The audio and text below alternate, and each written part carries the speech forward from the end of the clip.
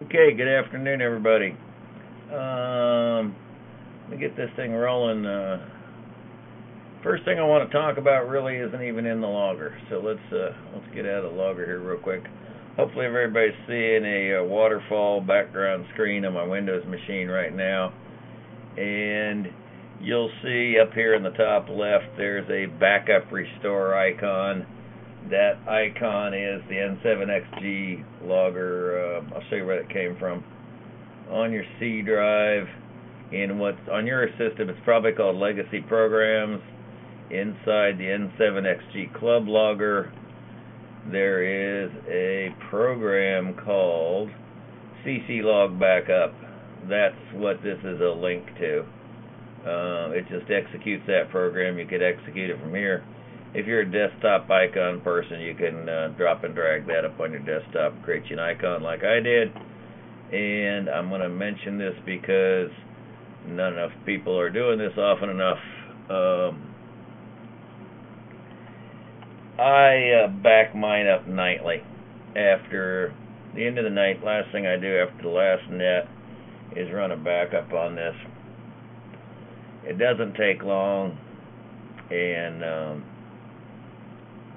it can also be used it can be used primarily to restore your contact list should something happen to it. You've got all your backups. You got all your contacts as of hopefully a fairly recent date. As you can see, this thing doesn't take terribly long to run.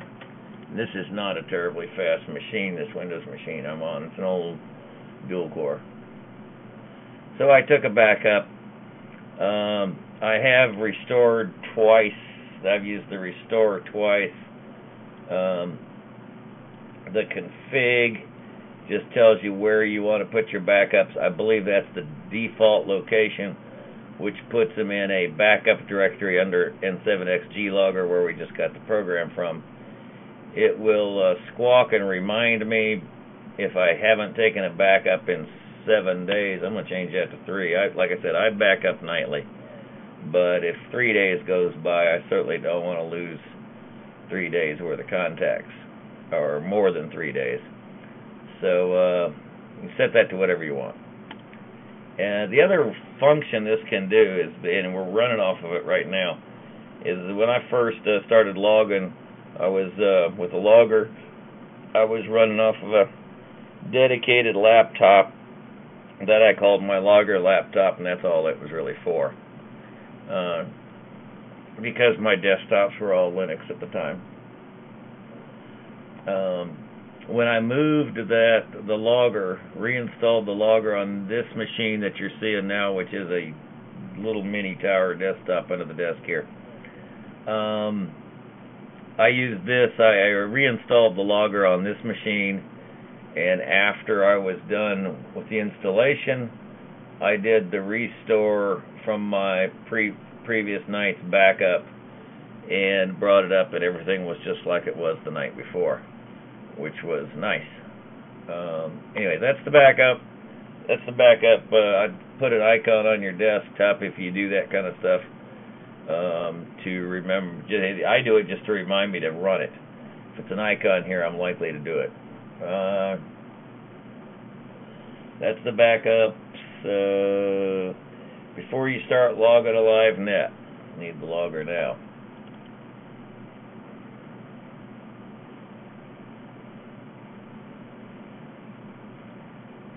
I want to talk about doing updates. Before you get on a net, and certainly before you NCS a net, you should go to File, Download Updates. Brings up this screen. I just updated the FCC database today or yesterday or the day before. The updates appear to be Rick Mobley appears to create I'll say it's Rick. It's Rick or it's Dean. I don't know who's really doing it. They create that FCC database out there that you can update to on Mondays. or I actually think it's a batch process that Rick runs in the wee hours of Monday morning. This thing has the intelligence. This is the longest running update. It's the FCC license update. If you try to do this while you're even monitoring a net, the net will finish before it does. Don't do this on a net. Do this before the net. You should do this weekly just to keep this current, because you waste a lot of time on a net when somebody checks in and the call sign can't be found in the FCC database. And there's always some talk, and he eventually always ends up being, yeah, you must not have updated. Well, you don't want to be there. So, but it is smart enough to see if you're current. And you see it says it's checking the version. It found 343 on the file server and tells me that I have the current version, so it doesn't do anything at all. It is a long running process, I don't know, 5 minutes, 10 minutes. If you do have to update it, and multiply that by 10 if you have a log, or if you're monitoring or trying to run a net, just don't do that. These other ones are the instantaneous ones are country, near instantaneous, I should say. Officer update, even faster. Net schedule update. Your preamble, your reminders, and your closing, and your announcements. Announcements does change more often than the other ones, so you probably want to do that on a semi-regular basis. I hit these all before I start a net. The Bureau update's the second longest running one. Again, don't do it while you're on a net. Do it before the net. It's not bad. 2-3 minutes maybe. You waste a lot of time on the net when you don't have the current Bureau updates, back and forth about who's good and who's not good in the Bureau and all that, and why doesn't mine show this but somebody else's shows something else. It's always because, depending on what it is, it's usually because the NCS doesn't have a current Bureau file. I run this daily, before the first net of the day. I run the Bureau update. Like I said, it's a whopping 2 or 3 minutes. I'm not going to take the time to do it here. There's a reason I didn't check halftime. We'll get to that later. All right, that's the updates. And backup restore, doing the updates. See, there's any notes I missed here. Officers, that's self-explanatory what that does. That tells you who the officers are, for your officer column, masters column in the this is for DX, for identifying where DX is at. Officers to tell you what we just discussed there. Net schedule update, that gives you the default start times and the default frequency. If somebody had a really old net schedule update and they opened a 40 early net, it would probably come up and say 7.188, but as you all know, we use 7.2675 now. If this is current, the net will come up and say the default frequency is 2.765, and there'll be changes to this every fall and spring when the daylight savings comes on and goes off. So you need to update this at least occasionally. Let's see, officer schedule, prefix, announcements. Okay, enough of that. Starting to log up a net. Let me start logging a net. Start logging a net. Oh, I assume you all saw that. Actions. Start logging a net. You get this screen up. This is a require. You have to change this one every time. Which one to do? I'm going to do a 10-meter test net for a whole bunch of reasons, and you will want to become familiar with this because this is the playground. This is where you can practice, and it doesn't do anything to the server. You can't have a server crash. You won't leave files out in the server that everybody else sees. You can on a 10-meter test net, but we're going to get to that in a minute. We're not going to leave any trace. Sorry, time for a drink of Arnold Palmer. So I'm going to select 10 meter test net, which means I'm not going to have worked anybody, but that's okay. Enter your call sign here. That's required field. The very first time you ever log a net, I think it asks you to fill in this name field. It only asks once, and from then on it knows that K5SRG is Skip. Everything else is filled in that is required except this, and it doesn't really make any difference what you pick here. I'm going to pick the 40 late net. I think I am. There I am. And all this other stuff is at the bottom is pertinent, is my personal stuff, information. How much of this you use or don't use is irrelevant to NCSing, and was hit and miss experimentation anyway. Okay, so that looks good. Let's start that. Let's hit OK, and the next screen you get is what I really wanted to drive to, and that is this one here. Clicking that means that you're really connecting to the server and you're running a real live net that everybody else who brings up the logger can see, and there will be an entry in that. When you do that actions monitor nets, that window that pops up and where you select which net you want to monitor, you will create an entry in there. You can practice till the cows come home, and for the purpose of this demo, I'm going to do locally log net. You should become familiar with that if you ever want to practice anything. Locally log net does not create that entry out there in the monitor net box.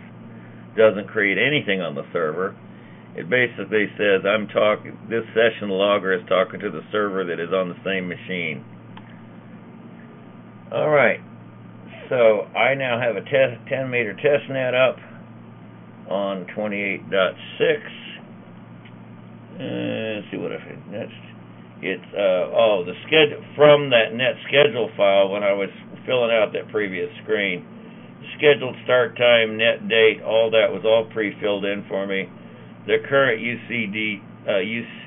Zulu time is auto-filled from your system clock, as is the current date. You entered the call sign. QSL message is required. It won't let you off the screen, that previous screen. It won't let you off that screen if you've missed a required field. And then you click OK or hit enter, and you got to the screen we just covered, live logging or local. I'm doing local logging, and that's where you ought to do all your testing at. And let's see, then we're going to talk about setting up the email check-ins, because I can do this at this point. You can get to your email check-ins here off that actions menu. I'm not going to, just to show another way of getting to it. Actually, there's a couple of them, I think. Well, the other one I'm familiar with is this envelope icon. You know what I forgot to cover?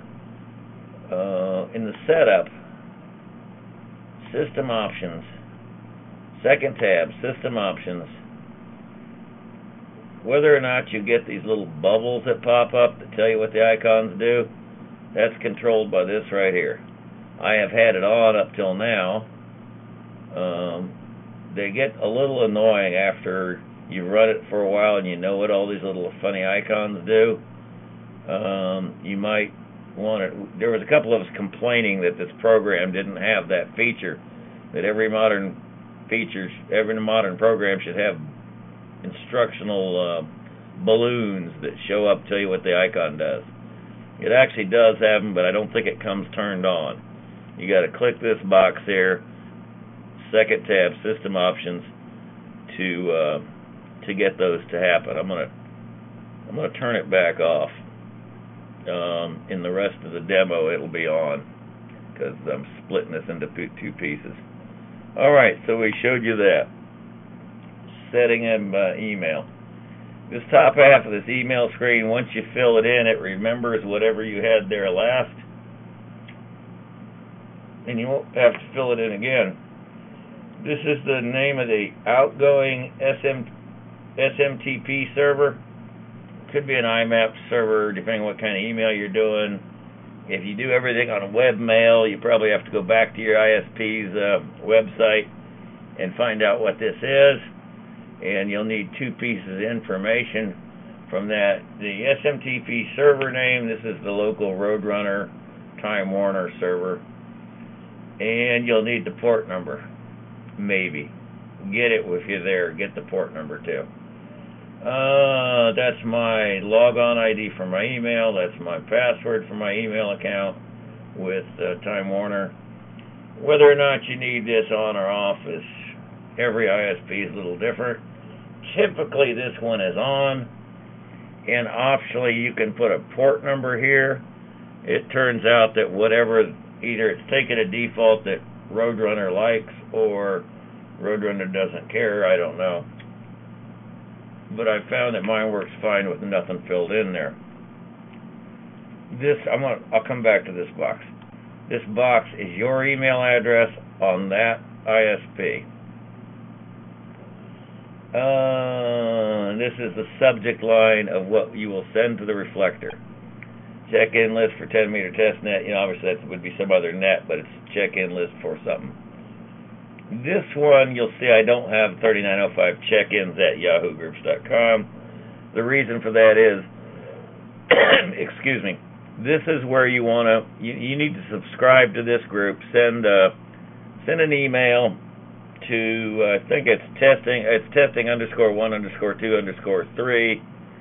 I believe the rest of it's --subscribe at yahoogroups.com. And you'll get a bounce back message if it works, saying that you're now subscribed to that group. And then go on to the Yahoo settings and set it so that you get individual emails back from everything posted to that, at least for right now. Then set this to testing _1_2_3 at yahoogroups.com until you know you've got this working. Do not set this to 3905 check-ins and then sit there and send empty or fake lists over and over to the check-ins. You will get an email about doing that. So set it to testing 1, 2, 3. Bounce all you want off there. Play with it all you want. You saw that this was blank. I just hit the generate email key. I don't have a check-in list. So this is what it gives me. That's my check-in list that I can. Right now I could send this to, and I did earlier, send this to that reflector and send the reflector. And then I'm going to cancel out of it. But I can go over to my email and see that about now it'll show up in my email that I bounced this list to the reflector. I'm going to cancel this. Russ actually leaves this setting over here like so, as he does with something else I'll show you in a minute. So he can just go, okay, so this will overlay it, and anytime, if you got a big enough screen, it's all about how big your screen is. And so that you can just pick it up later like that and send it again. Since I don't do that, since this button is here, I find that just too easy to hit and send the email rather than have something else on my screen. Let's see, email check-in setup. Make sure you do that long before you ever run a real net. You test that. It's either going to work. Depending on what your ISP is, it's either going to work or it's not going to work. But make sure you get it going to the right group and all that. If you're running Roadrunner or a couple of other ones that are known to work, and I don't know what they're all. I think Comcast is one that works. Roadrunner works. I can tell you two that I know don't work is AOL and Gmail accounts. There's some security handshaking that Yahoo requires, the logger doesn't do, going through those ISPs.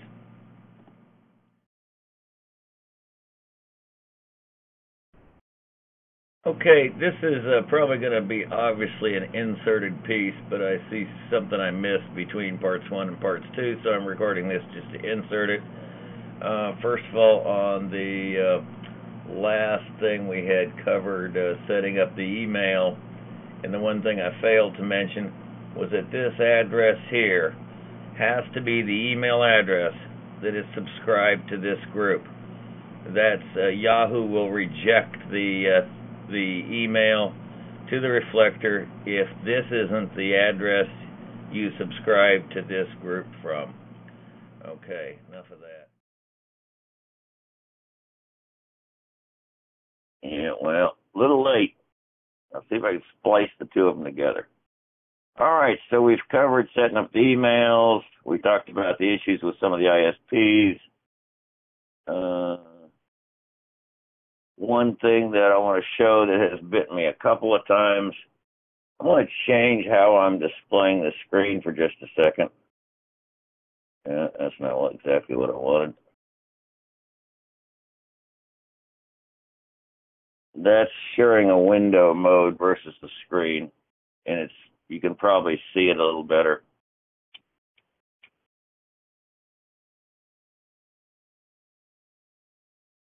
One of the things I often get problems with when you're running net and you find out that you need to change the frequency. There's a couple. Most of anything up here is in one of two places. Any of these icons are either here, or you can right-click on an entry on a check-in and get that menu. And that one will also tell you what the control key shortcuts are. Some of those I do have memorized, some I don't. Depends on how much they're used.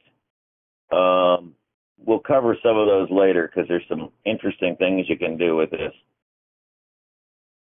Someplace in here is change net frequency. I'm not looking for it because I know this does it. This is the one icon there's not much debate about. Often when you go to change this, oh, you're not seeing it. That's no good. Go back to window for a minute. I mean to screen.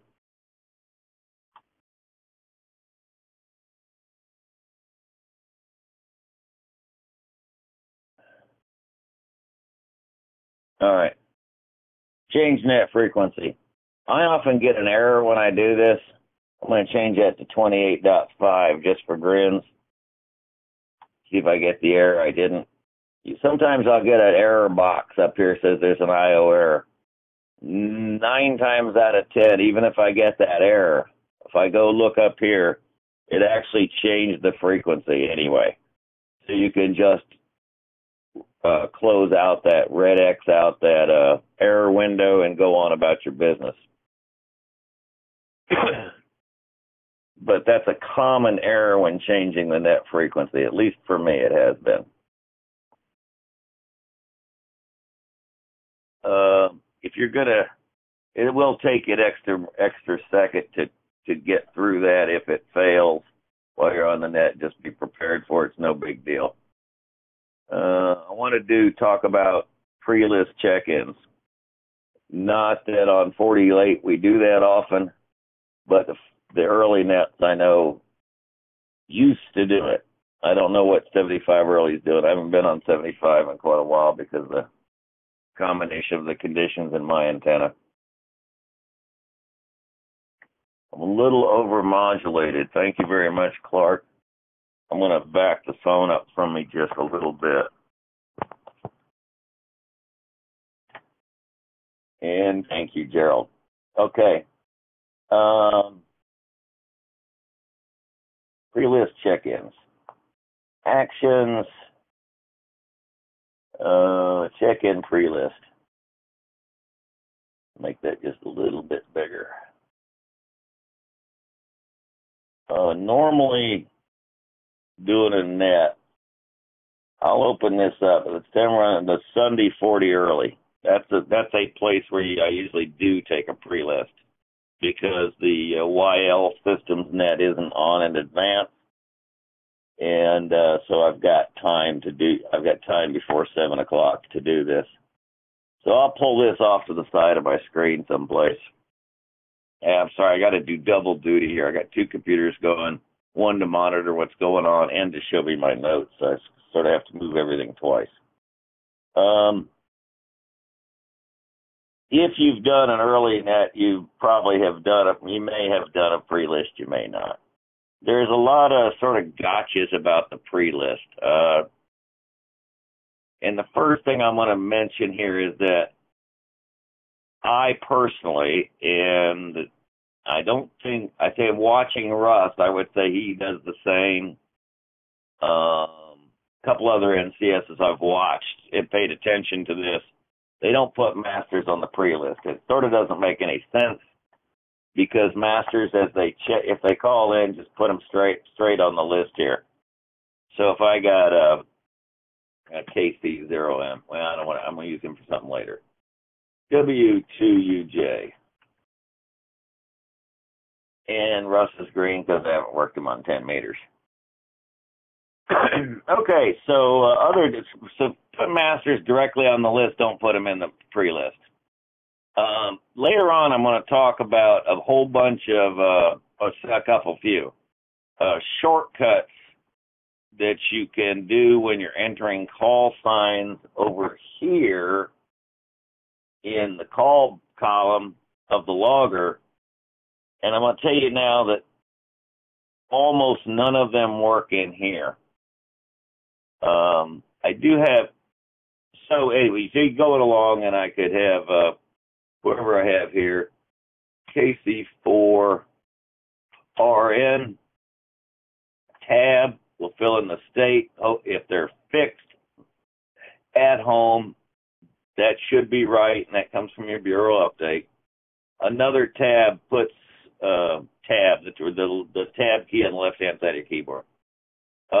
Another tab takes you to normal, and for all usual pre-check-in lists, that's what you're using.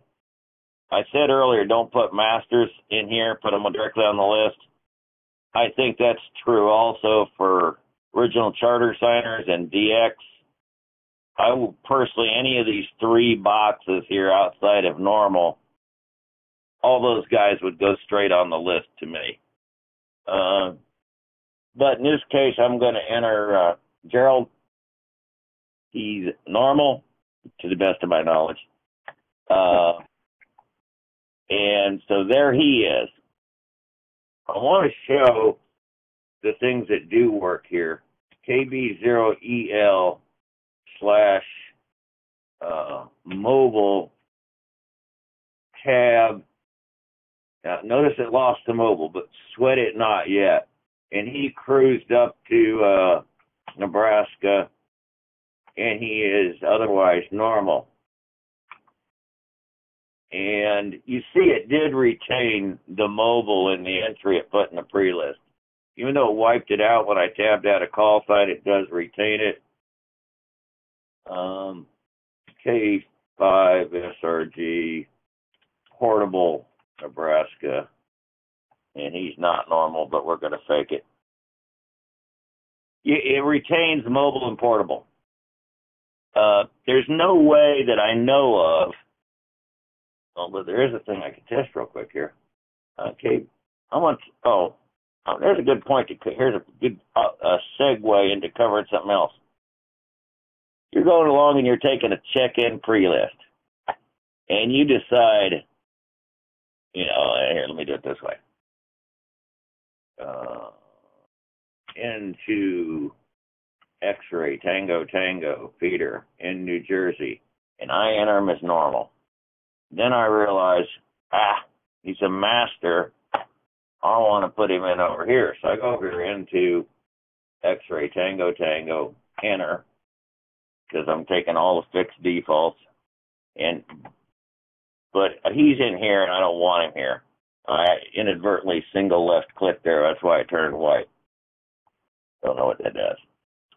But double left clicking turns him red and puts an asterisk behind it. That is functionally a delete. I know it really doesn't remove it from the list. You still see it here. But if I went down and pushed, I can do it, and pushed master button here to pull him to the list, it won't pull him. See, no entry there because he's red here and has the asterisk behind him. So that's functionally how you delete somebody out of the pre-list is double left click, turn them red, the asterisk behind it, and they're functionally deleted. Okay. What did I want to test real quick? I wanted to test caps. I'm pretty sure I've done this already, but I'm going to do it again anyway. I'm going to take KB0EL out so I can test again. KB0EL / mobile. And here's a shortcut we're going to cover later. Bear with me. /C means capital. Tab, Nebraska. See, it's not going to work. It took the /C like it means something. And just for grins to see that it really doesn't work at all, I'm going to pull in color at 10. Oh my God, it does work. Huh, interesting. Okay, well, I'm going to make a liar out of me. My testing before obviously wasn't complete. I didn't like that I saw that /C there when I tried this before. I never actually tried taking it to the list. The /C does carry over. You'll see that when I pulled Clark from the pre-list, and I pulled me too because I was portable Nebraska. We'll take care of that in a minute. And you'll also notice that as they're pulled from the list, they turn them red and put asterisks, just like that one we did manually. But you'll see that when I pulled KB0EL over here, not only did it retain that he was mobile in Nebraska, but it retained that he was in a state cap. It knows he's in the state cap. And that was that /C I put in here.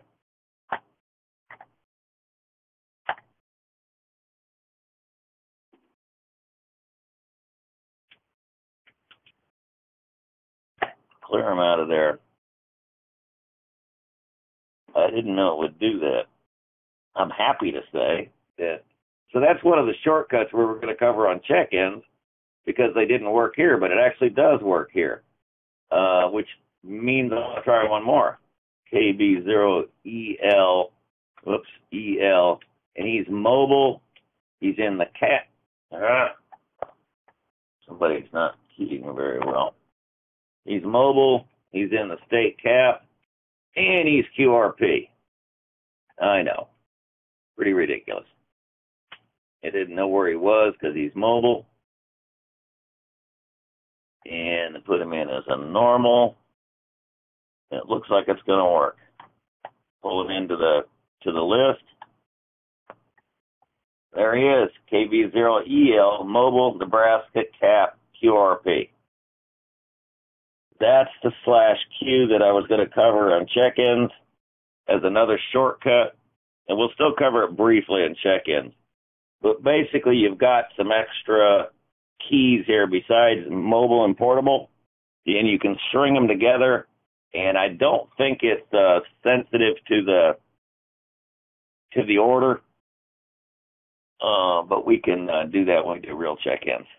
Anyway, the whole purpose of doing this check-in list, and I don't know if closing that and reopen it, I'll get rid of him, Clark over here. Actions. Where'd it go? There it is. Yeah, it retains it. What I really wanted to cover here, and this is useful whether you're doing a pre-list or not. Generally, in a real pre-list, everybody should be normal. I covered double-clicking it to functionally delete it.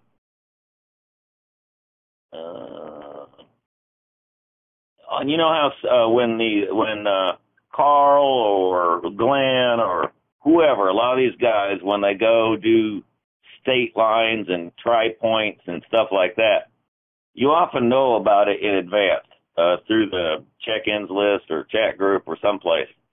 So I want to show you an example of how to use the pre-list to your advantage even if you're not really taking a pre-list.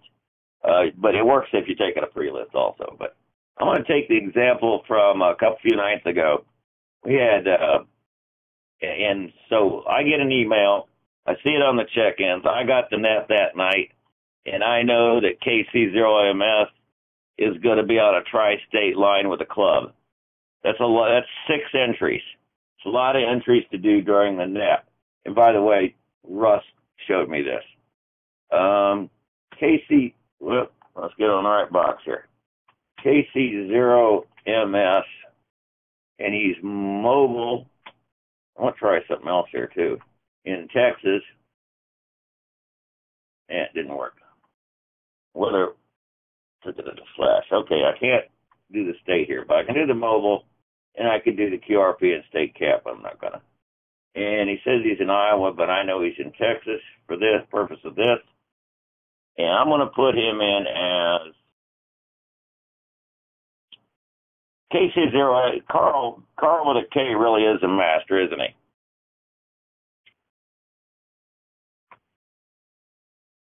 Anyway, we're gonna put him. We're gonna use this as master anyway. That was an incoming call. If you heard that, sorry about that. And his club, AK1SS Mobile, Texas, Master.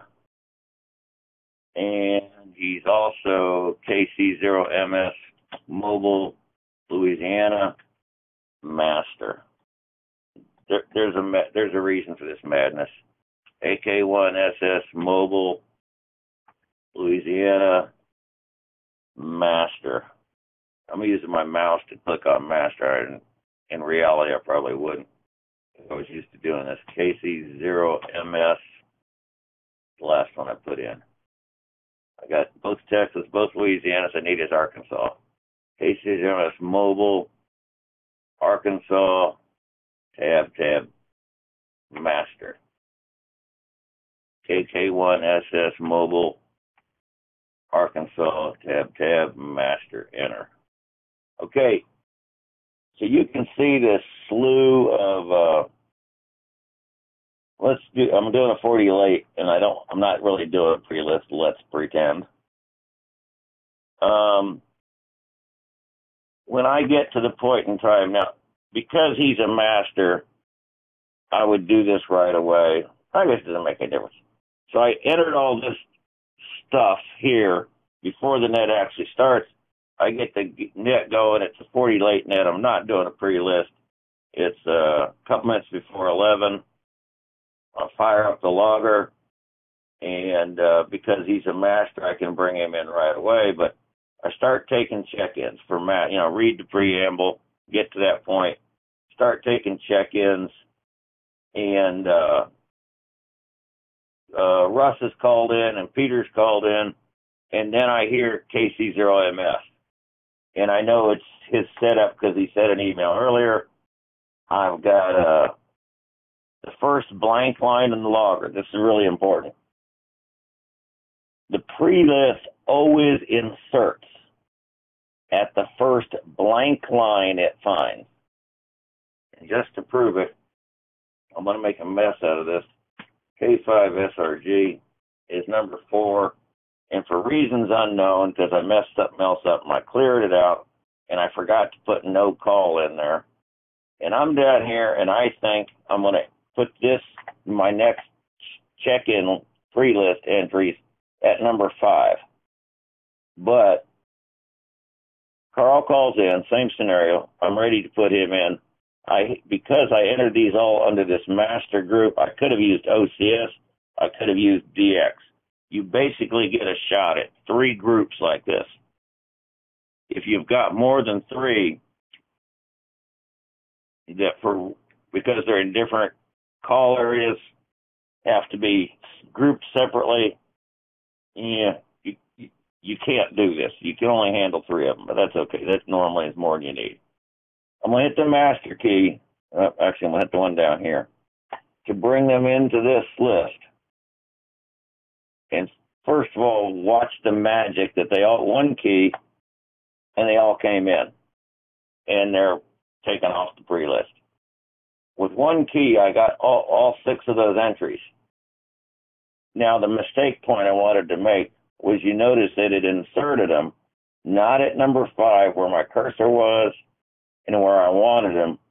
It inserted them where it found the first blank line. That's a gotcha that has bitten several people, myself included, doing stuff with the pre-list in general. It has nothing to do with this tri-line setup thing. Anytime you use the pre-list, when you bring in a call area, it brings it in it inserts it at the first blank line it found. Fine. Let's clear this out. All right. So that's how you can get a complex state line, tri-point, quad point. The night that KC0MS ran this tri-point, he was actually with somebody else also.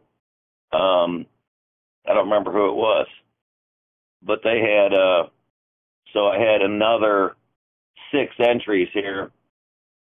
Because KC0MS is a master, I probably would have grouped them separately, and I should have grouped them separately and made, for the other guy, maybe put him under, I wish I remembered who it was.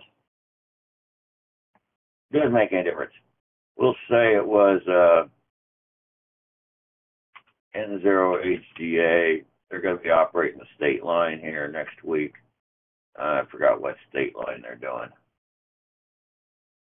I'll say it's Nebraska. I will think that's pretty wet, but just for the purpose of the example. And I'm going to put N0HGA in mobile. I'm going to put him in under this OCS group, and he's going to have a dork mobile, a dork mobile Nebraska. Put him in the same group, and he's running a special event. I don't know what it is. N0N, I'll say. Mobile Nebraska. Put him in under NCS, OCS. And then I would do the same 3 entries again. I'm only going to do one of them. N0HGA, Mobile, Iowa. Put them in the same group, OCS. And now whenever it gets down to taking the 10th call area check-ins, I would have put Carl in as the master with his 6 entries. And let's just say I'm now at 10s. I go down here and I want, this is a 40 late, remember. So I'm not really doing a pre-list. I'm just using this thing for this trick. I hit call area 10, and it didn't bring it in. And why? Because because he's not in 10. I put him in OCS. That's why. There we go. And it brings in the other 6 entries that I would have had. I think we beat that to death. Again, if you want to do this, you're best off entering this before the net. Couple minutes before the net, bring up the logger. They're not going to hurt anybody. You can ignore them. As soon as they see the logger, they'll start calling you trying to check in. Just ignore them for a minute while you get your entries done. If I had a 3rd set of these, and this might be interesting next week. This could easily have 3 or 4, I suppose, next week with all the mobiles into the eyeball. Your 3rd one is obviously is to put them all in put them in as DX. If they're all in the same call area, or you're going to enter them into the same call area, we've had some discussions in the past about what if they're on a state line where one state's in one call area and the other state's in the other call area. Put the lower numbered call area first, the second state that's in the higher numbered call area second, and bring them all in with the lower numbered call area. So you got 3 groups here you can do this with. I can have 3 batches of these. I used masters for Carl. who just happens to be a master, but he wouldn't have to be. It could be a non-master, and I can use the master's button. I could have put Jeff here in the master's, N0HGA. And I could have put Carl over here in the OCS. All this is going to do is control which of these three buttons I use to bring them in. If you get beyond 3, don't know what you do. Guess you manually enter them. Yeah, I could have done multiple people if I had somebody else operating some kind of a thing where their low-numbered call area was 0, like N0HGA. I could have put that person in here also in their second state. I guess they were operating Nebraska, South Dakota line, I guess. I could have put them all in under the same entry that I put N0HGA in and brought all however many entries, 8, 10, 12. I could have had them all as OCS and brought them all in with the OCS button. Again, I can't stress this enough because it creates such a mess. Be very careful when you're bringing anything in off the pre-list that you don't have a blank line in the list, because that's where it will insert it. First open line in the station list. Yes, okay, we covered that. I want to clear this whole mess out now. I don't really want to start to stop at that, though. Yeah, guess we'll leave these entries here. So I'm going to go read it now. I'm really starting the net. I've put my guys into my pre-list, and I've shown you how to bring them into the list. But if we was really starting out from scratch here and not doing all that, by the way, I don't know why I didn't cover this before. I'm sure everybody knows this, but that button there is to get to your things as NCS you need to read off. It's also here someplace.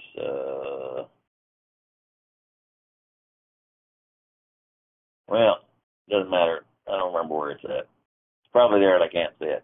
That icon will bring up this. Yeah, got to move something else. All right. And preamble. There's your startup for the net.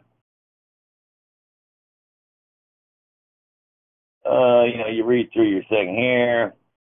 You get down to the bottom and you're ready to start taking check-ins.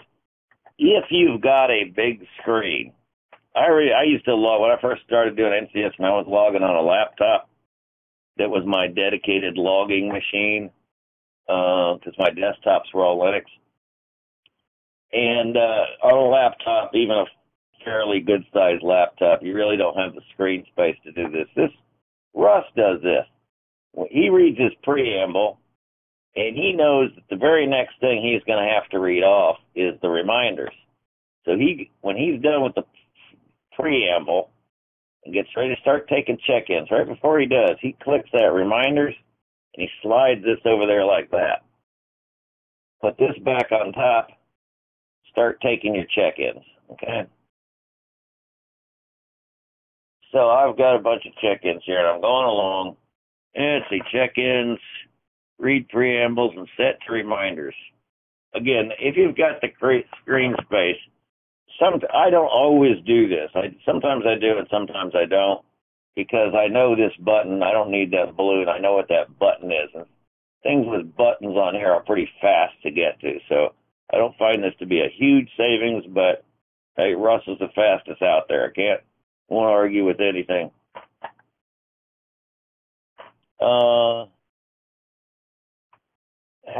Good trick. How do many things work when the mobile is on the line in two call areas? Oh, that's a good question, and I sort of touched on it.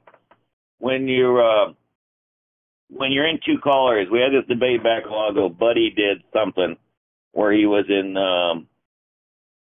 what was he doing? Was he doing Tennessee, Arkansas, or Tennessee, Mississippi, or maybe that's the one coming up. Yeah, two call areas. The rule I use, and I can't find anything that proves this, but Russ or somebody, Ricky, Dean, somebody seemed to agree that enter the low call area first. I haven't always done that. If you're doing this trick on using the pre-list to bring them in. Enter the low call area state first and the higher call area second, and bring them in with the low call area.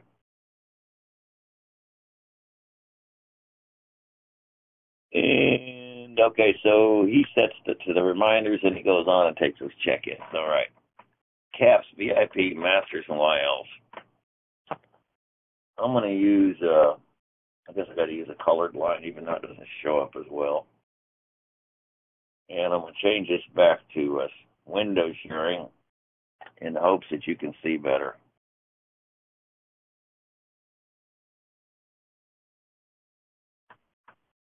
Caps, VIP, Masters, YLs. Okay, so whoever calls in, KC4RN, because I got your call sign right in front of me here. So I'm going to use you as an example again. I use your call sign as an example. And Gerald is mobile. He's in the state cap, and he's in New York. I don't know if you can see that. I typed in KC4RN/M/C-NY because once you're comfortable with it, the keyboard is always faster than the mouse. I've lost this argument too many times because I tend to mouse a lot. But against somebody that knows the shortcuts, the keyboard's just faster. As much as I hate to admit it, and I have lost this bet. So I entered that all into one line. I can now either tab or hit enter, not down arrow. And it will fill in that he's mobile, that he's in the cap, and that he's in New York. I'm going to hit enter. Hope you all can see that. It marked him mobile, New York, and in the state cap, all from that one line entry. I'm going to control E. I put my cursor back on his call sign. I'm going to hit control E. It wipes out the whole line. If you get, I do this often because I don't hear all that great. And I'll get a call sign going, or I don't type that great, or a combination too. I'll get something going here. I'll have K4CRN and tab out of it and say, oh, wait a minute. Who is that? Let me get this so I can see it. No, he's not in the state cap, let's say. It doesn't make any difference. No, he's not a state cap. But I messed that call sign up. So it says he's Willis, he's direct, and he's in Alabama. Well, I know what's wrong here. Kilo Charlie. Notice I emptied that line out. Charlie 4 RN. Tab. It fixed his name, but it left him in Alabama. If I really want it to do a lookup and replace the whole line, I've got to clear the line. Now, I can manually go change him to whatever state, New Jersey. I can do that. I can also, if it's a couple things aren't coming right, I might clear the line with Control E. You could also right mouse click on that column. And are you seeing this? Yes. And do the control clear row off the right mouse click there. Okay. Control E and that first entry on the right mouse click are the same thing. Now I want to re-enter it, KC4RN, and I'm going to put him back mobile, in the state cap, and in New York.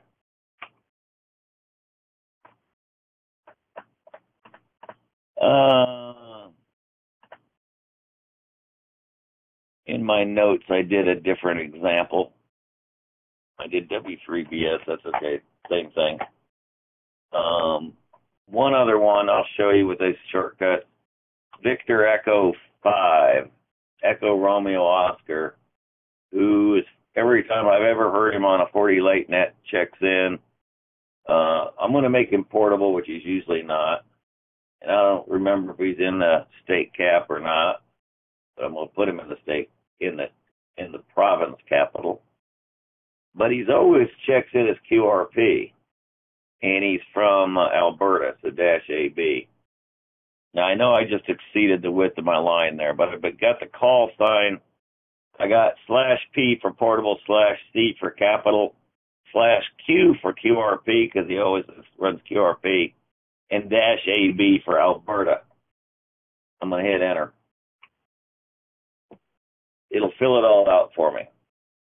It will always assume that that he's QRP5. If he's QRP something else, you'll have to manually go overtype that 5. This can be tremendously faster. Victor Echo, what did I say his call sign was? Victor Echo 5, Echo Romeo Oscar, /portable /capital QRP Alberta. Entering all that off the mouse and clicking over here and setting each one of those things, it's a couple seconds, okay? No big deal if you don't make a mistake. Excuse me, I have to step a little bit away because I left the tea in the freezer. Make sure it's not too solid.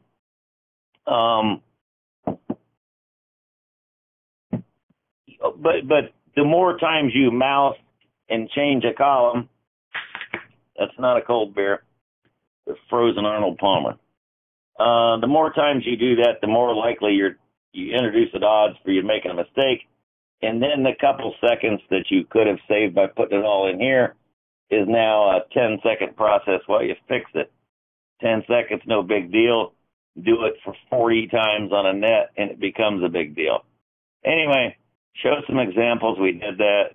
Start taking master check-ins. Okay.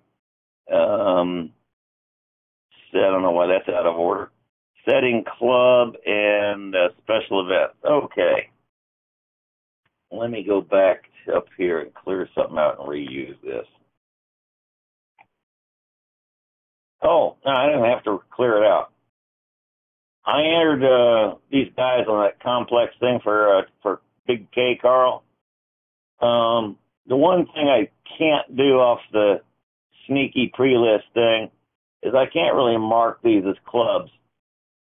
You should always mark, to mark a club, if I went down through this list, and I normally do it as I check them in or somebody will say something to you, but you probably could do it after you take your check-ins or someplace along the line, but let's assume you do it as you take them in.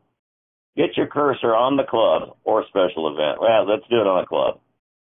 And hit Control B. Control Bravo.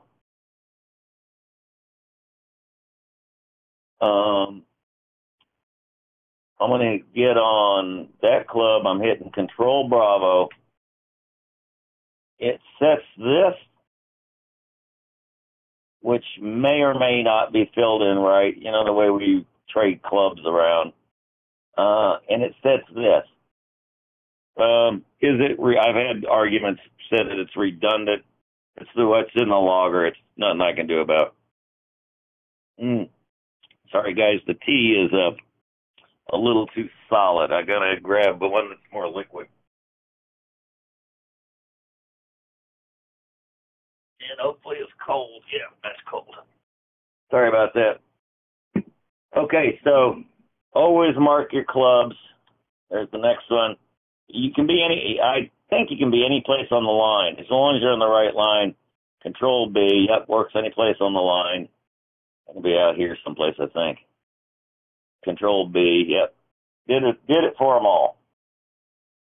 So mark those as clubs. If they're in the bureau as no card, you'll get the no card. Rather than coming in here, here's Jeff's special event. I must have killed his club. He's running a dork.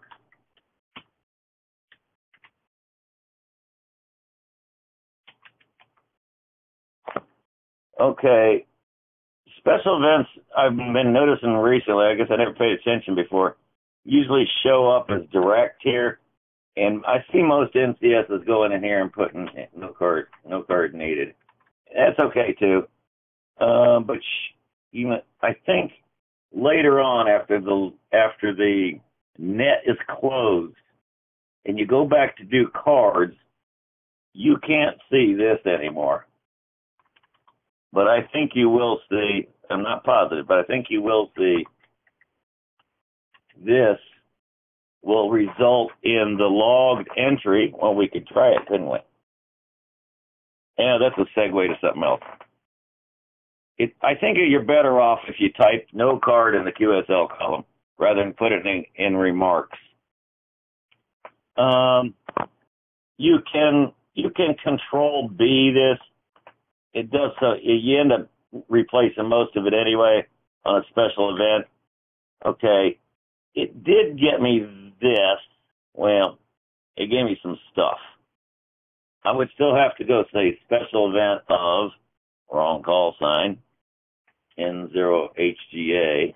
So I don't know if there's any advantage of control B in those, except it gives me the of and the op. That's really what a special event entry ought to look like. How much of that you get in there is sort of up to you. And this one is actually more important than the remark. Remarks all go away at the end of the net. No, that's not true. They are logged someplace in a log entry. Sorry about that. We can do that in just a second, though. Remarks, relays, mobiles.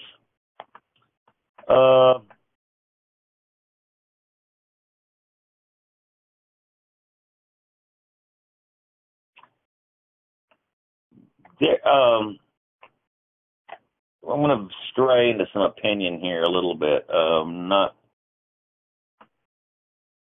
I've got some opinions about, especially when you have King George ate his wooden legs.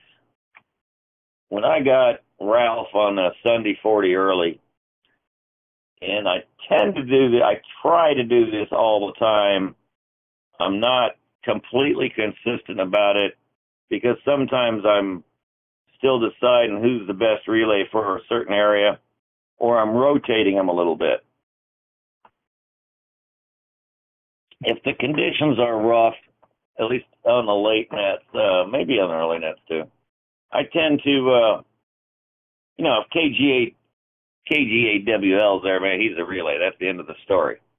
But Clark's real strong for me too, and I can always hear Clark real well. So sometimes I'll use Clark also, or you guys are all pretty strong. So I may rotate around a little bit, but my point here, what I was trying to get to, is I mark these here, and the logger knows that word, uppercase, lowercase, or mixed. It doesn't make any difference. He knows that word in the remarks column, and he turns it bright yellow. That highlighting does show up on your net participants. Your check-ins see that. I think there's two reasons it's an advantage. Number one, I think it gets you a little better control of the net, especially when you have a really experienced relay like Ralph that knows when to step in and when not to step in. And I'm guilty of this. With the best of intentions, people will often try to help you out. And what you get, if you don't have a good wrap on it, is you get, can somebody give me that call sign? Boom, 3 people are giving it to you. You didn't hear a word of it. Can somebody give me that call sign again? Boom, 2 people do it. You still didn't get it. Marking who your relays are tends to cut down on that. Okay? If I've got Gerald and Ralph, and that's a good example because of geography. If I've got those 2 marked as relays, and I might have a third one on here too, you can see I didn't care about my capitalization at all. If I got 2 of them on here, people will tend to defer to those relays. If it's somebody up in the northeastern area of the world, they'll typically default and let Gerald answer my question or relay for me if it's in that neck of the woods. And same with Ralph. The only place Ralph doesn't hear very well is usually the Southern Cal. For some, probably just because of geography, I typically have a better shot at Southern Cal. He actually gets a better shot usually, not always, but usually at Northwest. Anyway, main reason to help you control the net, mark your relays. I think it does one other thing, and I need to talk to Russ about this. Especially in the case of somebody like Ralph, I think Ralph is an outstanding relay, probably the best there is.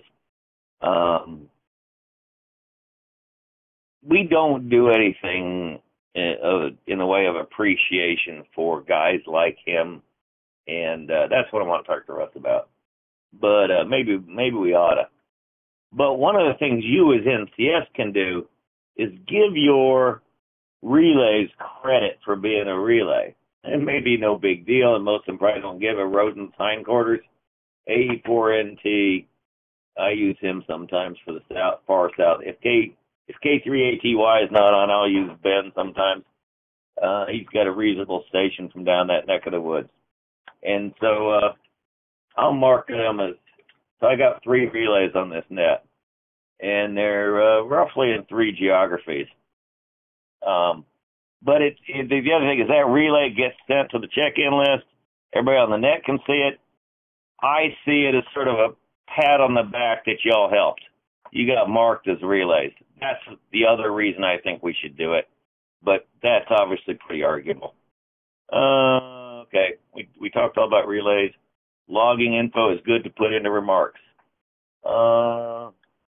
If I know for sure, and you probably saw some debate back a while ago. It had been around once before. I made the statement one time, I quoted some other NCS. I made the statement that you should always assume that a mobile is not logging. I got pointed out to me that it says that no place in our 3905 documentation, rules, guidelines, whatever. And I went looking, and sure enough, it doesn't. I still think it's a good assumption, but that's all it is. I always assume mobiles aren't logging, but I don't write it in here. Every once in a while, the other night, last night, I don't know if it was early or late, one of the mobiles actually said, I'm logging. And so you might go put that in there so that mostly for mobile-to-mobile contacts.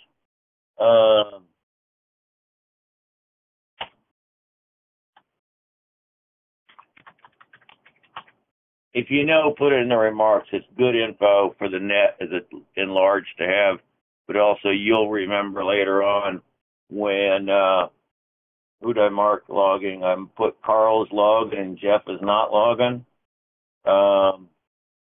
When Jeff calls Carl, I don't have to ask who's going to log it. I know.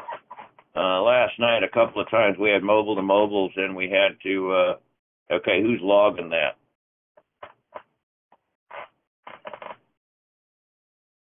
Relays, mobiles, inserting lines. Inserting lines. This is dangerous business, guys. If I'm down here, I might even do it here. If I go up here, I'm not doing it. Too far up. But if I'm down in this area and Gerald calls in and tells me,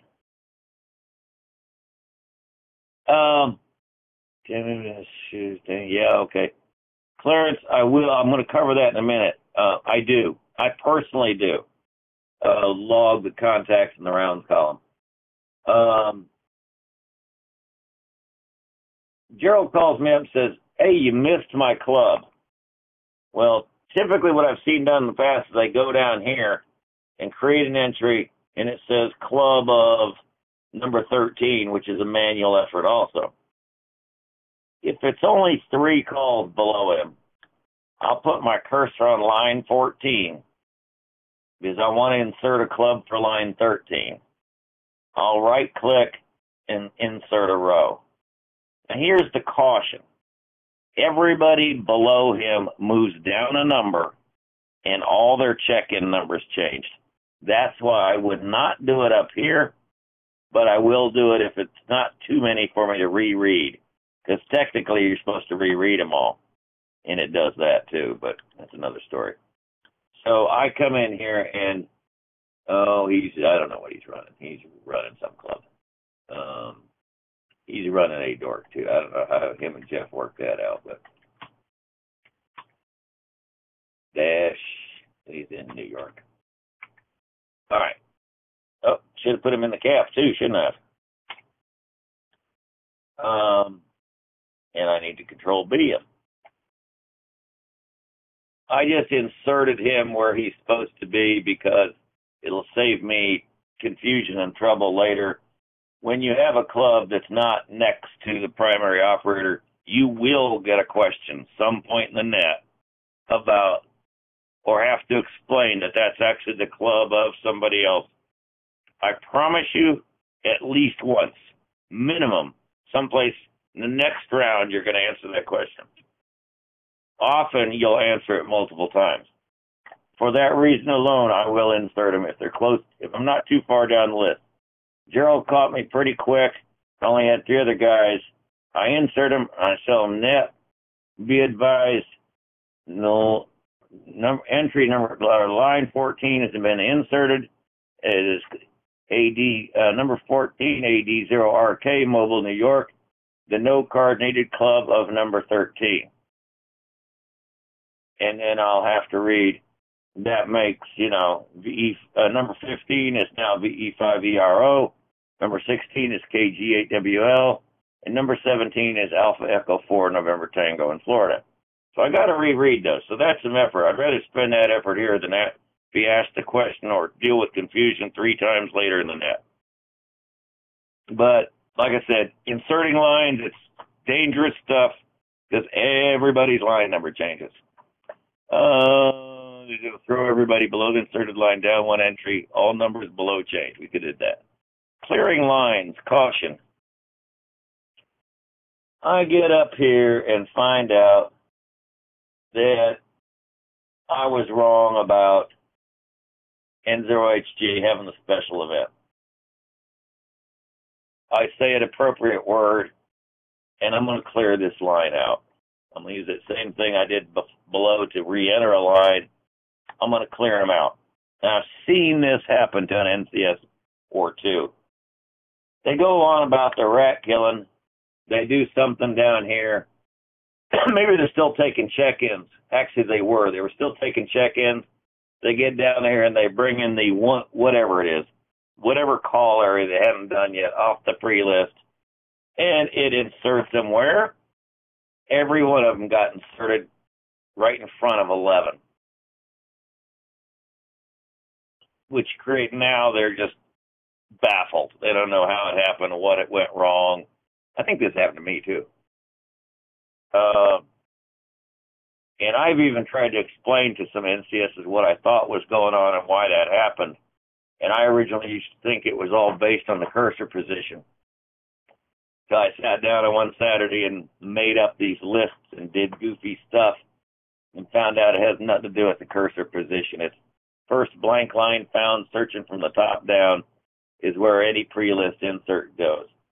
So if you end up with this situation, do that. Mark it no call and go on about your business. It eliminates the possibility of something worse happening later on, especially if you're still doing check-ins. And that's where we're at here, right? Removing lines. There is no delete function available. Mark as no call. Get to the bottom of the list. And I hope I'm not already in here. And I'm going to say I'm the NCS. And I enter myself. And because I'm not mobile, portable, or doing anything funny at all, I just enter my call sign and hit enter. mostly because I want that line, the new blank line before it. I could have just tabbed out and it wouldn't have put line 19 there, but I want line 19 there for other reasons. You keep a blank line at the bottom of your list, and I'll tell you why in a minute. Okay, I would, at this point in time, if this were my net, I would now go say, first of all, I probably would have expanded these out a little bit because I'm, Clarence, I'm going to log who called who. Not that I have to. That's some optional stuff. But it can be beneficial to you as the NCS. All right, number 1, Whiskey 2, Uniform Juliet, Russ, your call. Russ is calling whoever he's going to call.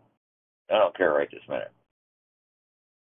While he's doing that call, I'm going to hit that button. I hope you can see this. You can't. Because I'm on window share, not screen share. I know how to fix that, I think. Well, I'll say that, and then it didn't do it. Because I did the wrong thing again. That's my email check-ins to the reflector box. What I really wanted was the screen. There we go. All right. So while Russ is making his call, you see that this is a junk list. It's that one I generated earlier. It hasn't automatically updated. I don't know what controls auto-updating and not of this. So I always hit generate email before I go because I know it pulls the latest list that I've created. And I'm the last entry here. I'm the last entry here. I'm good to go. Send to reflector. And I did send it to testing 123, which I could go over on my other machine and email up and prove that it's sent, but you can't see it, that other machine, and I can't share it. So, okay, Russ also, you must have like a 27-inch or bigger. He slides this thing over here and leaves that there and goes on about his rat killing. I don't because, frankly, rather than having that little bit extra confusion for my little brain, this button is too easy. One button is just as good as it being on the screen to me. This is a little different because it's not one button. There's another button. I have to select which one I'm doing. Oh, I didn't do that. I took reminders and before I did the check-ins, blah, blah, blah, blah. So I'm going to leave this one on the screen because I'm on a 24-inch monitor here. Got enough real estate to do all this. Okay, so Russ makes this call. I sent it to reflector. I got that set about the time, shortly before this is wrapping up, and Russ called Ben. I want to record that Russ called Ben best I can. I'm not super religious about this. Sometimes when I'm really trying to do something, I will ask, hey, who did he contact? This is also another reason why on 40 late, sometimes you'll hear me say, and Buddy does it too, I've heard him say it, give me the line number of who you're going to call before you call, as you call them. So if Russ were doing what I asked, he would have said, you know, this is Whiskey 2 Uniform Juliet, and I'm going to number 17, Alpha Echo 4 November Tango. Well, as soon as he said I'm going to number 17, I've typed /17 there. I don't need to go, this isn't too hard because it's light green and yellow, and it's only 18 entries. But I don't have to go find Alpha Echo 4 November Tango. And at 1 o'clock in the morning here, late on a 40 late net, if it's a big one, my eyes sometimes just cannot see Alpha Echo 4 November Tango. It's there, I can't find it. So that giving the number out really does help me doing this a whole lot. I now know that in round one, Russ called Ben, and then it's his turn, and he calls number 3. He actually called that whole group. I just put the first one. And I will know if the question comes up later that means he talked to that whole slew there. And so as round goes along, I'm logging who calls who. I get down to Carl. He says I take a legit pass. Type that exact word in there.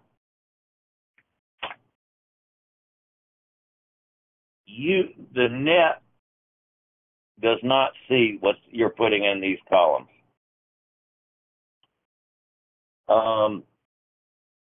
That highlighted bright yellow pass is pretty hard to miss later on when you get down to the end of round 1 and you really have to pick up the passes. It's almost impossible to miss that bright yellow pass. The other thing I don't think it's in here.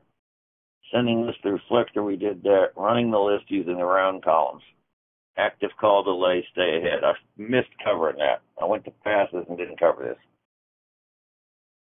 I clicked on row 1 when I gave Russ his call, and I was sending the list to the reflector, so I probably didn't do a real good job on that first call.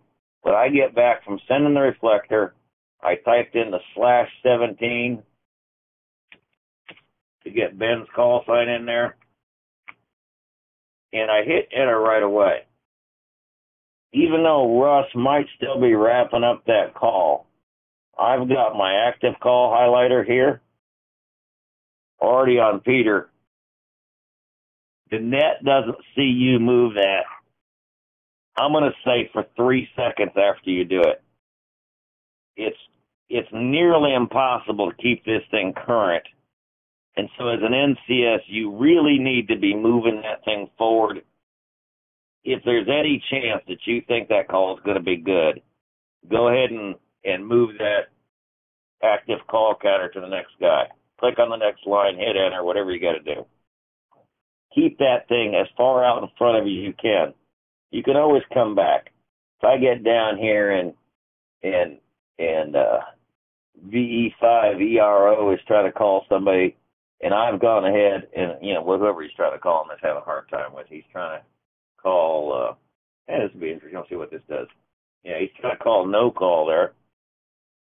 I didn't say it was real intelligent. I put /11 in there, which happens to be my blanked out line example. Okay, so he's calling no call. Next up is Ralph. I've moved it so that in 3 seconds, Ralph will see that thing jump to him and be ready. And he's at VE5 ERO's QRP, and he's struggling. I might move this back up here. If the station he's calling doesn't know who he's getting called from, I might move it back up there so that if he's using a logger, he can see who the active caller is. But as soon as that's figured out, I'm moving that thing back down to Ralph. You want to get the next guy ready. Most of 3905 people are ready, but not all. And it's always a good thing to keep the net current with where you are. And remember, they don't see that move till about 3 seconds or more later. Okay, so I covered the active call delay, active call delay, stay ahead, passes. We covered how to do that. Just type pass in there.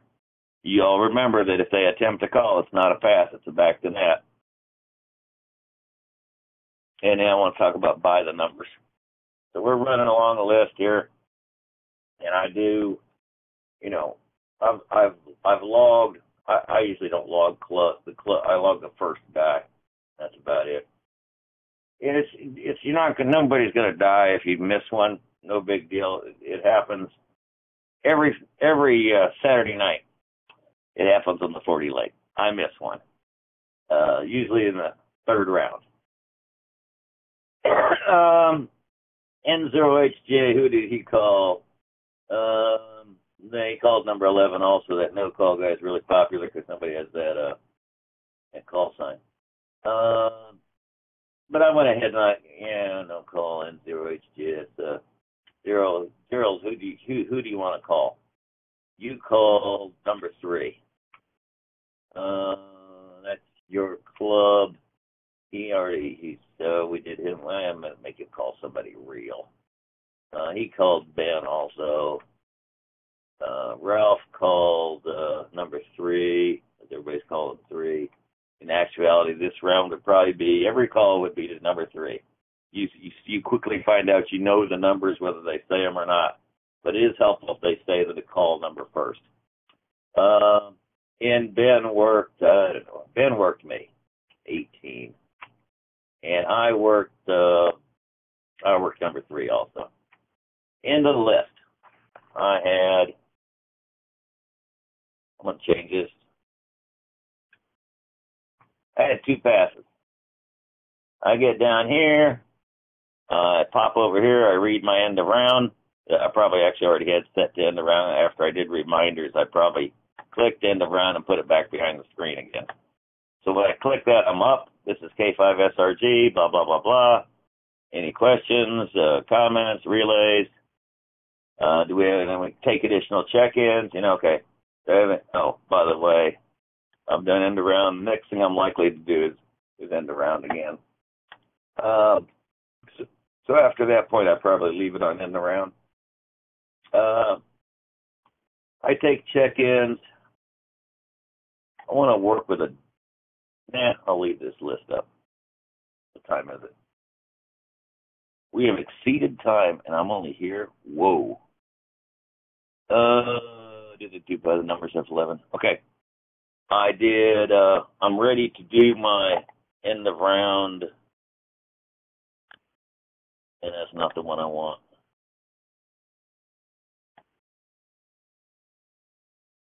End of round. Okay.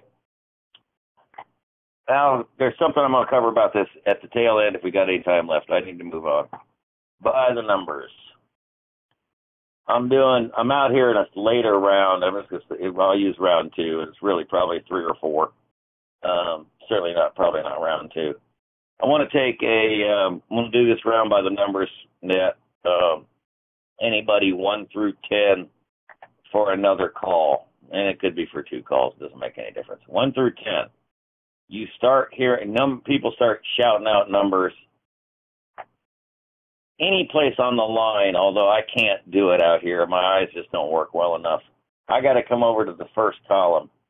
Number 1 said, actually, probably the first one I hear yell is, I don't know, this is not a good list for this example.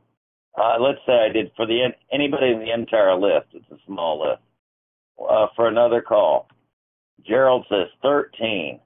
I put my cursor right there on 13, and I hit the F11 key. You see that it put this out here? That LC is supposed to stand for last call, but there's lots of uses for this. In fact, let me cover one other one real quick here before I get too far away. I missed doing mid-list check-ins. Oh, I see. It's a little further down. Might want to reorder this. Mid-list check-ins. I get down to number 10, and I'm going to take check-ins after 10. After that, whoever that is, makes their call, move your cursor to line 11, who's going to be the first guy you come back to after your mid-list check-in. While the cursor is on line 11, hit F8. Takes me to that blank line. Remember earlier I said I wanted a blank line there? This is why. It takes me to that blank line. I take some check-ins. Chris, W3BS. Somebody else. K6YEK, N6TC, and I've got all my check-ins. No more relays on check-ins. I want to go back to the list where I was at. If I came down here from F8 and just entered check-ins, at this point in here, I'm done taking mid-list check-ins, hit F10, it takes me back to where the cursor was. Okay? The other way, just as a safety thing, if it's a big list, especially if you're splitting it in thirds, so it's a really big list, I'll mark this as last call. When I get ready, I say, okay, I'm going to take check-ins after 10. 10 is doing his call. I got my cursor on 11, and I'll hit F11. Now, he's done, actually before he's done, I'll hit F8. I take my check-ins, and I can return to line 11 with the F10 key, okay? And back to the bottom of F8. But if for some reason in this interim break, somebody tells me, I don't know, somebody up here needs fixing for whatever reason. Oh, Peter's really mobile. I come up here and change that to mobile, just mobile, not mobile, period. I come back down here, I take one more check-in. F10's not going to work for me because I went up here and messed around and make a liar out of me. Depending on what you change up above here, the F10 will lose track of where it's supposed to return to. It worked that. I didn't know it would do that. And that's the reason I put this here. As soon as I come back to 11 and resume on the list, I'll just clear that out. And the bright green that you only see goes away as soon as you clear it out. So I resume my list, and I get back here, and now I'm really doing anybody on the list for another call. Jerry wanted one, Ben wanted one, Whiskey 3 Bravo Sierra wanted one, KC0MS wanted one, and Eric up there in Alberta. I wonder why I didn't fill out the name, because I played around with it. And so I've marked all my last calls. You know, and I don't have a big thing against paper and pencil, believe me, but you'll notice I haven't touched paper and pencil this whole net so far. In most nets, I run like this. I have a paper and pencil here, but I don't use it. I can put everything in here, everything on the logger. So now I've got all my last calls. I go through and start working them. Okay, Carl, as soon as it's Carl, I'll say, number 3, KC0MS, your call. He calls whoever he calls. Number 2. I overtype that with number 2 because I'm optionally logging who called who. Same thing. He gets his call rolling. I got whoever he called. Who did I think he called Peter? I think it's going to work, or it's got a good chance of working. I've got my cursor down on the next one already, so that Gerald knows he's going to get his call next. And whoever he calls 15 as soon as I got that in there.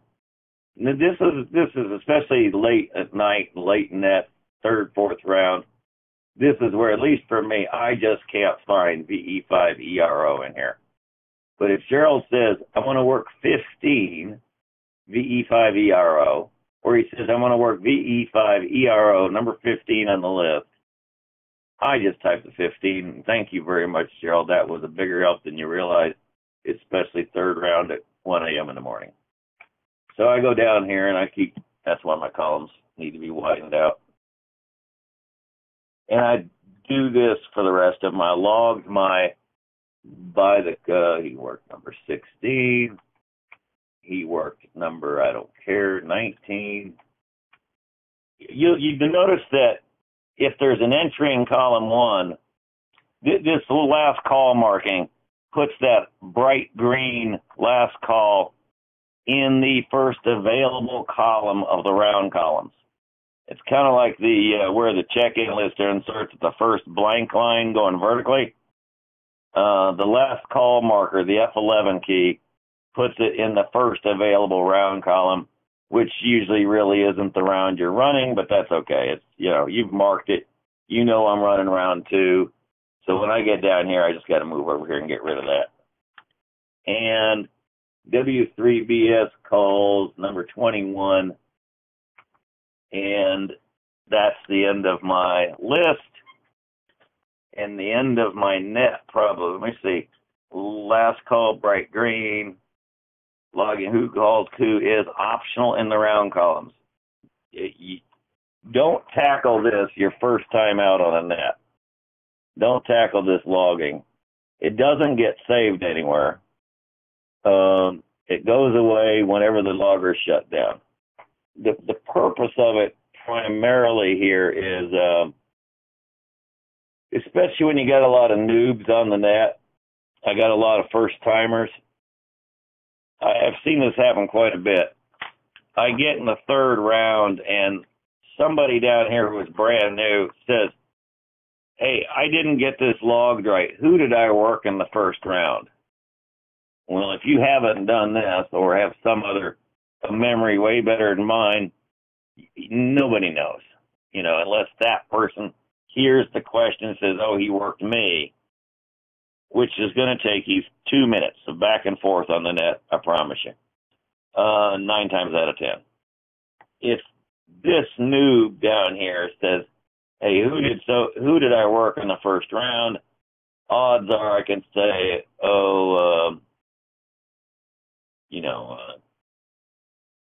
if I could see that. Buddy, you idiot, you worked N6GC in your second round. You can answer the question, you're done with it, there's no back and forth. Saves you a lot of time in those situations, just to be able to answer questions like that. There's a couple other scenarios, I don't have time to go into all that. I've exceeded my time limit. Marking and logging calls you want. Logging who called who, optional round columns. 1 call rounds and 2 call rounds. Let me cover this real quick. When you're doing this optional logging, let's say round 2 was by the numbers, it's really more like a round 3. And I said 2 calls. There he is. First of all, when I go back and pick up passes, I was going to show you something. We'll get to that. When I go back and pick up passes, I take this out. Enzo HGA in round 1, when he picked up his pass, called number 2. Come along in round 3, and he had been marked as another call, and this is a 2-call round. So as soon as I give Jeff his call, I'm going to say, and he's going to tell me, I want to call KC4RN number 13. I type in 13. He works 13, and he may or may not. I find it helpful if they stop and say, "Was that a Roger?" contact before they go on, but most of them don't. And they go right on to the next one and say, "Break with you. For my second call, I want number 21, N6GC. Just enter him." When you're doing this kind of logging to keep track of who called who, make sure you put them in the right column so that you can answer the question correctly later. And I put the next guy in there and I hit enter. I got to move back over one. Next guy, so on and so forth. Marking and logging calls you want. Because you're, as an NCS, you're kind of busy. One of the things I do, I think it saves me a lot of time. Remember I said I run without paper? As I'm going along here, and I know I want to, assume some of these guys are green and some are red. KC0MS and all of his entries are green to me. And I'm hearing him 4-4. The first time I hear him after check-in usually, but if I get it at check-in, I get it. I'm too busy. But as soon as somebody calls him or it's his turn, I'll mark in the sent column 4-4, 4-4, 4-4, 4-4, 4-4, 4-4. Because I know I want to work them. And I'm working down the list, and I hear somebody else I know I want to work. It doesn't make any sense, but that's okay. It doesn't need to make sense, does it? Just an example. I hear Ralph, and he's 5'9". And I hear Bruce, and he's 5'7".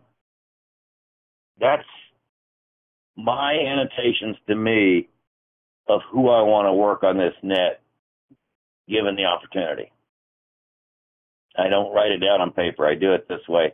And plus, I wrote down what I last heard them at. it gets down to my turn, or I decide to take a turn, and I move my cursor here. I say, I'm gonna take one of my calls. Number 3, Kilo Charlie 0, Mike Sierra. This is Kilo 5 Sierra, or I've got you 444444 from Kilo 5 Sierra Romeo Golf.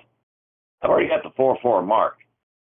He comes back and says, Skip, I got you 33. 33, and while he's doing that, I'm typing at least that one. If I got time, I'll do this. And he said, I go back and I say, Roger, I copied the 33. Could I get a Roger? Before I even get the Roger, I've got my cursor sitting here. If right here I hit the, I don't really want to log this in my log, because this is really my log, but let me move this up. And let me get rid of this for a second. Excuse me. Date. Go to the bottom so I can see it. If I've got my numbers here, I don't have to go to that log call box that opens up a box and says, this, that, and everything. You can. If I did it here, I can hit this lightning bolt, or I can go over here and say log call, which of course I can't see right now. Oh, because it's a right click. KC0MS. I'm here. Right click. Log contact brings up that window. This brings up that window. And if I've only got one entry, F3 will bring up that window. Personal preference, F3 is the fastest. But I don't even need to go to this box. Okay, I got him as a 3-3. I get these logged down. I probably do these other ones after the contact. But at that point, when I have both the sent and received contact there, if I hit F3,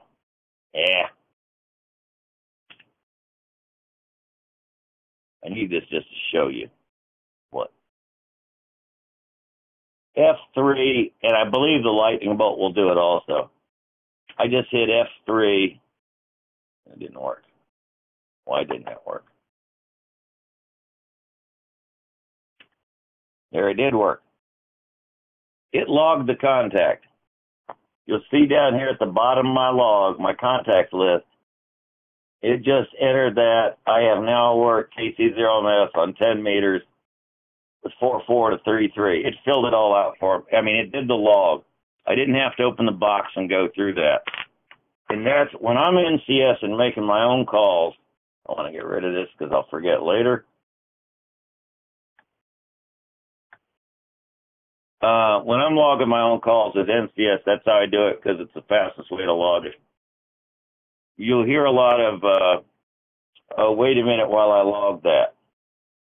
I don't think you'll hear that out of me too often because I'm doing this. I'm entering the numbers. I already have what I heard them at. And when they give me back a signal report, I put it in here and I hit F3. As soon as I think it's right or likely to be right, I hit the F3 button. Got to keep moving. Make one of those you want. Sent column. F3 in the row. Oh, this, I could have done this, instead of F3, I could have moved the mouse up here and hit the lightning bolt, which is log contact. If you have one box filled in, it opens the box. If you have them both filled in, it just logs the contact in the log. Mid-list check-ins, I think we've covered that already. Should be at the halfway point or about half the list plus one. Determine where you will stop after the first couple of calls of the first round. That's good advice. I wish I followed it a little bit better. But I do try to, if it were this list, it's so small. I've got, originally I had 18 entries, so I probably would have stopped after 9. That's a club. I would have stopped after 10, taken my mid-list check-ins, and gone on about it. I don't do third list check-ins unless the lists are up getting close to 60.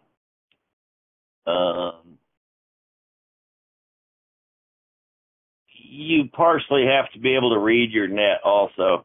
If this is the group I have on here, these are the pros, man. This is going to move fast. You don't need 3 check-ins in the middle of it. You're going to be at the halfway point before you know it. If up at the top half of your list or the bottom half of your list, you've got a lot of green directs that you don't recognize the call signs, you're suspecting you have a lot of noobs, you're going to move slow. You might need to break a list smaller than 60, maybe even in the upper 40s. You might need to break that into 2 mid-list check-ins.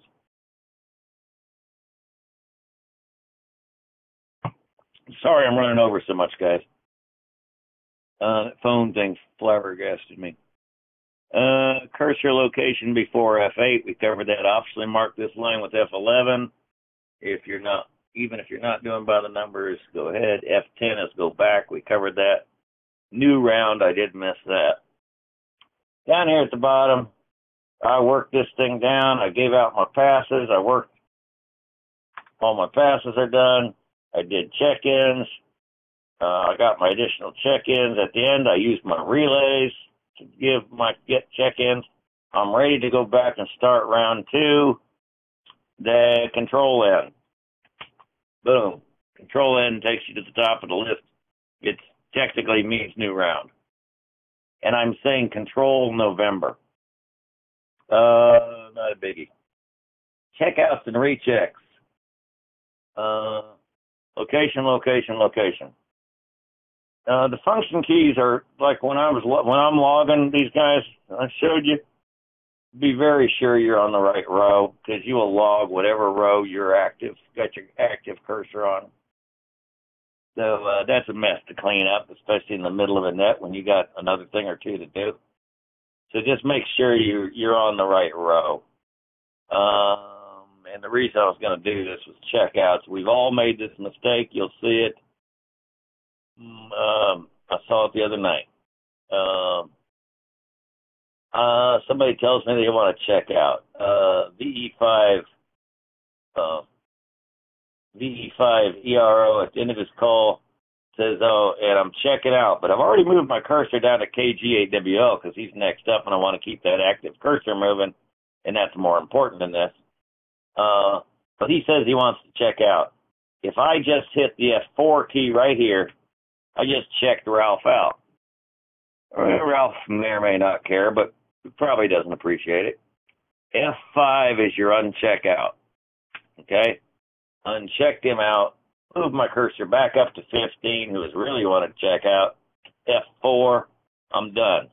Back on Ralph. Ralph, it's your call.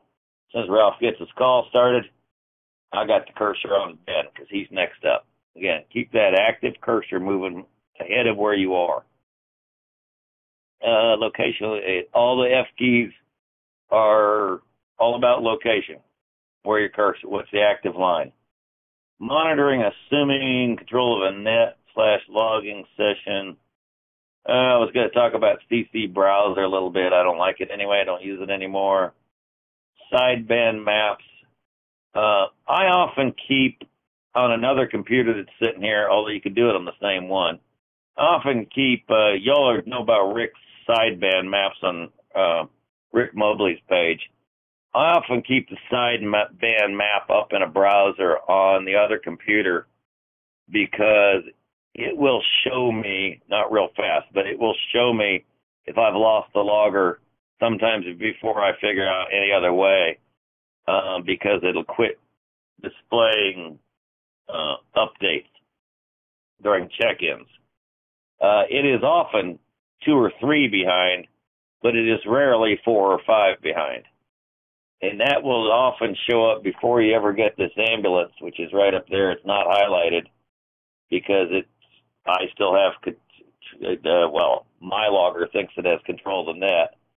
That you as a person out there running the net, if you see that he's lost the net, your net control's lost the net, I will always shut this thing, my copy, down and restart it at least once to make sure it's not me that's just lost the connection. If I can confirm, and sometimes I can do this with the sideband map, that it's not just me that's logged it, that the NCS has lost the logger, somebody should tell him whether he's going to do anything or can do anything about it or not.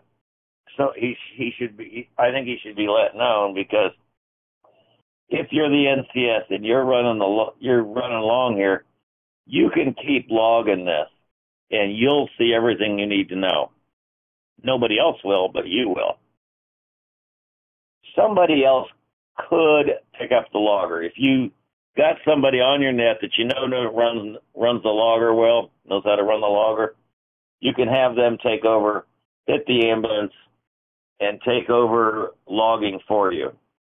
Make sure it's somebody you can hear fairly well, because they're likely to ask you for fills. If you start taking check-ins and they don't hear them, but you hear them, they're the ones recording it, so they need to be able to hear who that check-in is, and you may have to relay that over to them. Ambulance restarting, assuming. I've done it once. If you've got a good live, if W2UJ will take over logging for you, and he's going to be there for the whole net, you're probably in good hands. Just keep going along. You can get somebody to take over the net. Let's say I ask Ben to take over the net because I lost it. He's logging along, and I can see the sideband map updating now. And I get down to about where Ben's at on that list, and I want to take the logger back over. I'll tell Ben to stop, and he'll hit the stop sign, close the net, and then he'll reopen it in monitor mode. And it will take, if I tell him to do that on his turn, by the time I get down here to take end-of-round check-ins or cover the passes, it'll take at least that long before that ambulance will show back up for me. And actually, if he does that, what I'm probably going to do is take a pause down here. I'm probably going to shut down my logger, start it back up, and try to resume the net. If you go in here and start logging a net and it's already, it won't let me do it right now because I'm in a locally logged test net. You enter the same information back in there, same call sign of that screen that you started the net with. It'll pop up a thing and say, this net is already running. Do you want to resume it? It knows that you were the guy and you're the guy trying to take it back over. So you tell it, yeah, I want to resume it. And if Ben has got all the call signs caught up, there's nothing really I have to do other than that time to shut down and open it back up and resume the net while the net waits. There's some other things you can do I've tried and it hasn't panned out for me. But if I wanted to close this down, and I don't think I need anything on here for what little's left. I want to close this net. You really want to clear out your check-ins? Yeah. I want to go back here, start logging a net. 10-meter test net. K5 SRG 1010 down here. Whatever. Good enough. Okay. I'm on live local now. If during your net, when I didn't show you, and I should have done it while I still had a list up there, I can at any point in time and say save check-ins. If I have a list of 30, but the logger quit after 20, what's happened to me in the past on a live net, it won't do it on a test net because they're always current on a test net. I'll do save check-ins.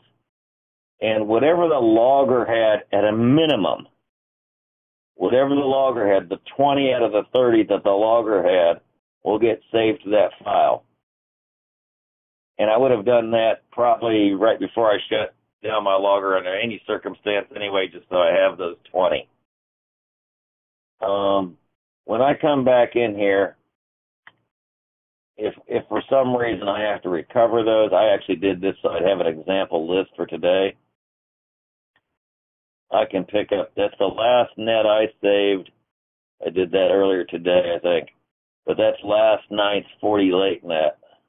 And I saved that check-in list. And I can bring that check-in list in. Yeah, I can't because it knows it's a 40 net and I'm running a 10 net. Okay. Glad I didn't rely on that. And that was an empty list I saved. Sorry about that, guys. You can have a saved list out there, and if it's the same net or when they're live nets, I haven't played with this much because when I've done it as a recovery thing, when the logger goes down right during a net, it hasn't bought me anything. It bought me what I had the first time, and I have done it once, and then I had to re-enter the other 10 entries that I didn't have.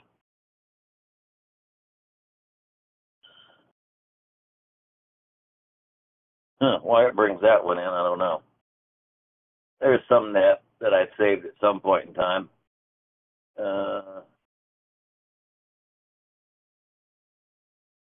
This might have been George's late net the other night. Kind of looks like it to me. I think this is George's late net from a couple nights ago. But you could actually bring in, if you save, again, file, save check-in, it goes out to your hard drive and saves the check-in list in this format, or at least saves what the server has at that point in time. And when you click Open Check-ins, it should go to the right place by default. But I'll show you, just in case it doesn't, where those files are. Wherever you installed the logger, Legacy Programs, N7XG Club Logger, Nets. That's where it saves those at. All right, close. We covered that. Closing the net, sending the final, and I think that's pretty much where we're done. Okay, so before you close, hit the stop sign, generate your final email list. I change this and put, when it's the last one, I go in and put that. Final bracket, square bracket, final, square bracket, space. Well, that's what I tried to type. Can't see it. Big L, bracket, space. And I already did my generate email to make sure I had the current list. And I'm still set to testing, so I can send the reflector. You don't have to do that before you close the net. What it says at the bottom of the list will change, whether it was an open net or it says the net was already closed. It really doesn't make a difference. In fact, think about it. On 40 late, I always close the net, then send this. Not always. I do them back and forth. Anyway, so cancel. I sent out the final. I've gone over here. I've gone over here. I read my finals. Said the net is now closed. And I either send the email or hit that and do them the other. It doesn't make any difference which order. You want to close the net? Yeah. You want to clear out your check-ins? Yeah. Well, I don't have much left here, guys, and we're way over, half an hour over already. Local login for practice or to see what will happen if I'm using the local logging now for the demo. Also good to try to keep. You can try to keep up if you've never logged a net before the logger. You can use the local logging and try to keep up with the NCS. If I've got the sideband map on my other computer and I can sort of see the check-ins list there, I might start up a local logging and just see if I can keep up with the NCS that's going. It's a good practice. Don't start out with Russ. He's fast. N7XG is fast. Suggested, please, sounds good. Keep it up with the NCS custom mod. I got one last thing that about this is it, and this is really optional stuff. And I said I was only going to cover this if I had time, and I obviously don't have time. But I'll show you something real quick here anyway. I need the damn net back up. Start logging. 10 meter. K5 SRG. Skip. I don't care which one it is. Okay. Locally log it. And all right, just so I have the net up. I noticed that a lot of people, when they do read their preambles and all that stuff, and that's the only reason I had to have a log backup, was to show, because this won't open otherwise, that they'll have, when they're reading from the paper versions of these, the only danger there being when these are updated, your paper isn't. And this one, that's actually this one, I modify, and I'll show you when, where, and why. Let me close this. I go out here, go back to where I installed the logger again, legacy programs, N7XG logger, and down in here, nope, those are not the files. Where's the RTFs? Sorted by type, makes it easier. That file right there says halftime, and its type is rich text format. RTF. If I had this extension to display, it'd be halftime.rtf.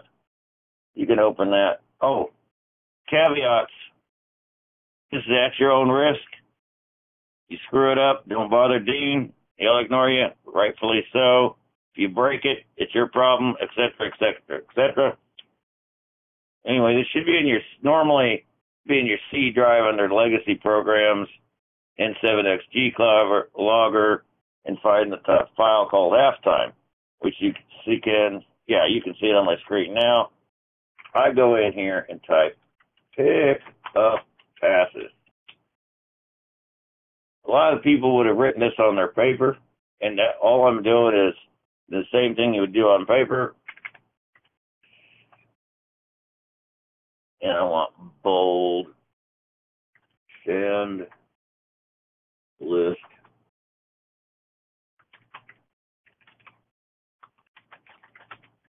I'm horrible about ideas, as y'all know.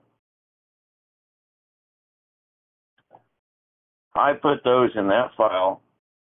Don't touch these. Don't even get close to these things in blue around the bracket. The program variables that get filled in by the program. You mess with those and you will mess things up. I put that one line at the top, that one line at the bottom. I saved the file. And how's Windows work?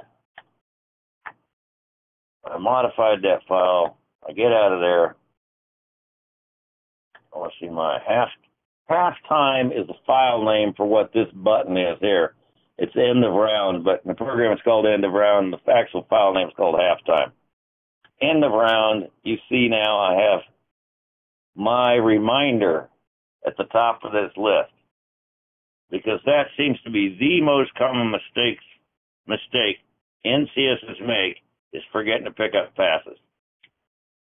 I don't do that anymore, because I got this right here. I pull it up to read the end of round, and I go, oh crap, I haven't picked up passes. I go back, take a quick look at my bright yellow guys, pick up the passes, and come, do all my picking up my passes, and then I come back here. Anyway, I hope this was of some help, that you at least got a couple tips out of this, and provided at least something for you. I'll